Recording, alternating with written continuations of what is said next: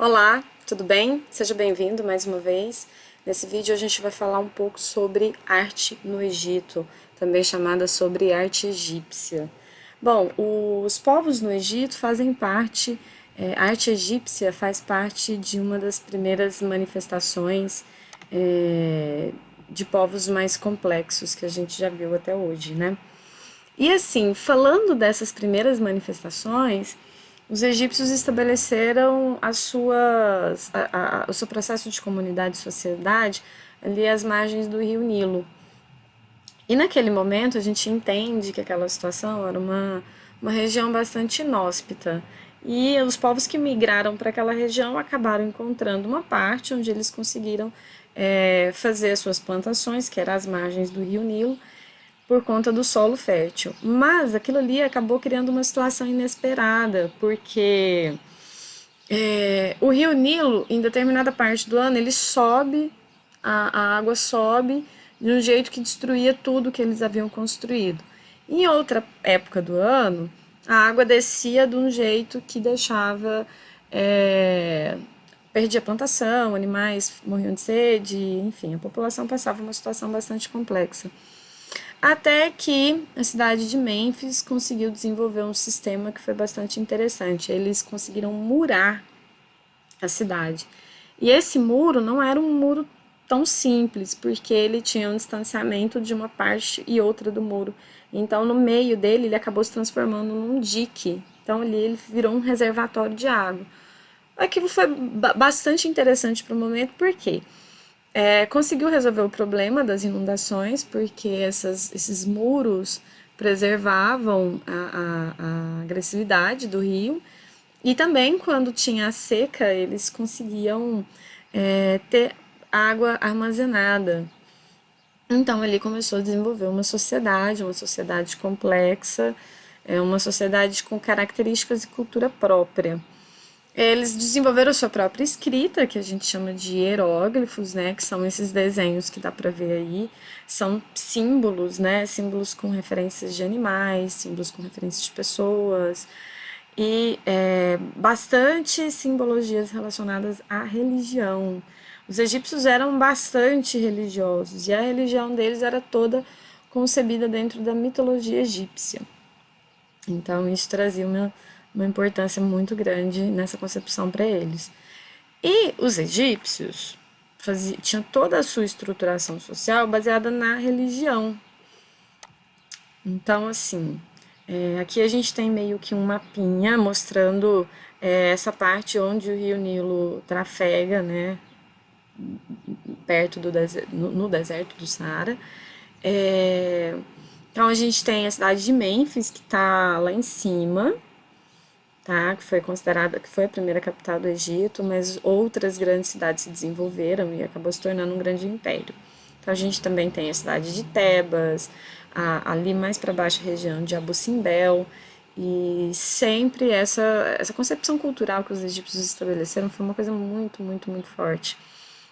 Então, foram encontrados ali peças de cobre, cerâmica, vasos de pedra, estatuetas, cabos de punhal e vários objetos de uso no cotidiano, mas também uma relação assim,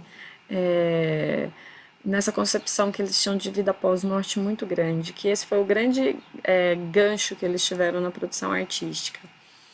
E para a gente começar a pontuar falando um pouquinho sobre isso, vamos falar uma coisa interessante aqui. O egípcio, ele se preparava para a morte a partir do momento que ele nascia, porque eles acreditavam que essa vida era uma vida passageira, que a vida real era a vida após morte, que era uma vida no paraíso, por conta das histórias contadas partindo da mitologia egípcia, né? Então, era uma concepção de criação de deuses, então eles acreditavam que existia um deus que havia criado tudo, que era Ra, que tinha a simbologia do sol, que ficava próximo ali às margens do rio Nilo. Então o rio era fértil e esse sol, né, esse astro que passa em cima do rio, então na concepção eles têm a ideia de que Ra que cria tudo, então ele vai criando outros deuses que representava céu e terra,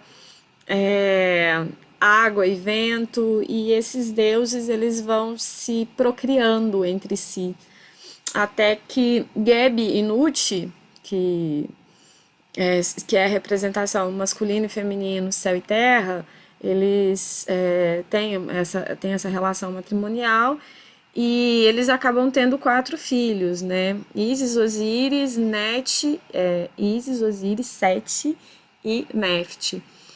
E ainda quando Nut tá esperando essas crianças, essas divindades, esses deuses, ainda na barriga da mãe, né, ela tem uma gestação, isso tudo na mitologia, na gestação ela tem essas 4 crianças, né, e Isis e Osíris mantêm um relacionamento matrimonial ainda no ventre da mãe.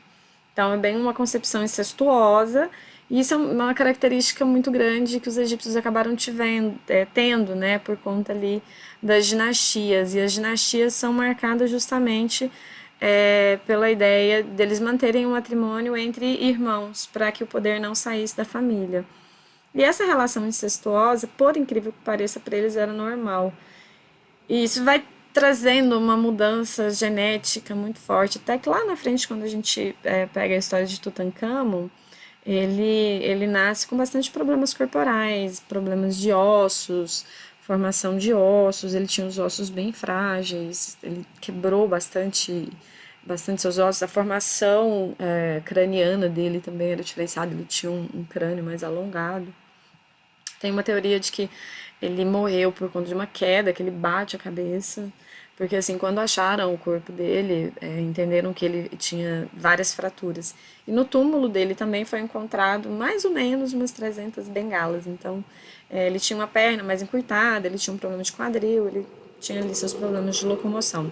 Então a gente entende que voltando, né, a ideia de que a concepção para o egípcio morrer era um processo de transição para a vida que realmente iria existir. Então, muitas das produções artísticas a gente vai entender que é concebida dentro de uma arte funerária. Então, aqui como vocês estão vendo, isso é uma mastaba. Essa mastaba ela é um túmulo, tá? E graças às mastabas que foram evoluindo até que a gente conhece como pirâmides. As pirâmides também são túmulos, tá? E quanto maior a pirâmide, mais recente ela é, porque cada faraó que ocupava o poder, ele queria promover que todo o seu império, a sua pirâmide fosse maior que a do faraó anterior. Então ele aumentava, as pirâmides foram aumentando de tamanho. Dá pra gente entender que essa visão que nós temos, ela é somente a construção, porque realmente as câmaras funerárias, elas ficam embaixo da terra. Tanto é que nas pirâmides também é assim, né? A pirâmide, por maior que ela seja, ela serve mais como uma passagem, mas as salas funerárias, elas ficam embaixo da terra. E algumas com bastante de difícil acesso. Bom, continuando. Aqui é a entrada de uma casa. Isso aqui fica na no deserto de Saqqara. Fica próxima das primeiras pirâmides. As primeiras pirâmides eram chamadas de pirâmides escalonadas, mas na frente a gente vai ver algumas imagens. Não é dentro daquela concepção das pirâmides do Vale de Gizé, que são aquelas pirâmides lisas e grandes. Essas pirâmides escalonadas, elas eram menores. Elas lembram muito os zigurates que foram feitos na Mesopotâmia. Aqui a esfinge de Gizé, como eu falei em vídeos passados, né, tem uma relação antropozoomórfica, porque a esfinge ela tem corpo humano, o corpo de animal e cabeça humana. Isso representa que o animal, a força física vem do animal, mas a cabeça com o intuito de demonstrar a racionalidade, né, o intelectual. Essa é a grande esfinge que fica no Vale de Gizé, próxima daquelas 3 maiores pirâmides, né? Mas existem outras esfinges também, que foram construídas em tamanhos menores, tá? Essa esfinge, ela não foi colocada, ela foi esculpida partindo de uma pedra que já tinha nessa região. Então é interessante entender isso, ela é bem grande, ela é bem monumental, mas ela foi esculpida partindo já dessa pedra que tinha aí. E ela foi desgastada com o tempo também, porque é um material, essa é uma pedra porosa, e com o passar do tempo, por conta das tempestades no deserto, ela acabou se desgastando, mas também por conta de alguns conflitos que tiveram, então ela perde o nariz, algumas partes da pata dela, do corpo dela já se perdeu bastante, e ela era colorida. Sim, ela era bastante colorida.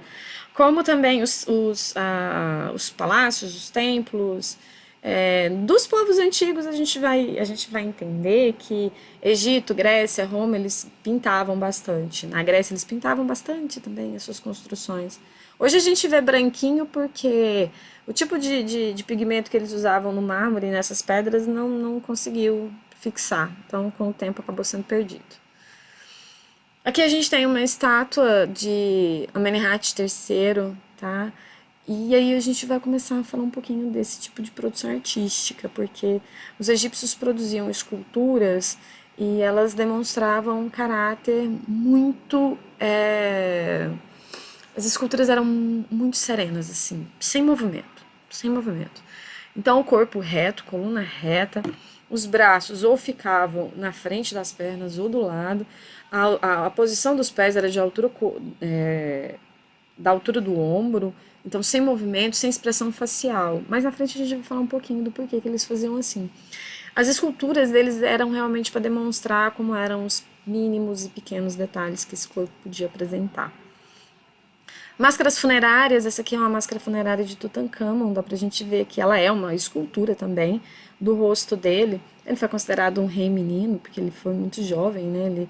Ele assumiu o cargo de faraó muito jovem e morreu muito jovem também, morreu com 19 anos aproximadamente. É uma estatueta, é uma máscara que se colocava no corpo depois que o corpo era mumificado. Aí se colocava a máscara, então é bem no formato do rosto. Ela é completamente de ouro e a parte azul é com lápis lazuli, que era um elemento assim bastante precioso. E lá pro final da era egípcia a gente teve a cidade de Alexandria, que foi quando não tanto no final, mas bem mais na frente, né? O Império Egípcio dura bastante tempo.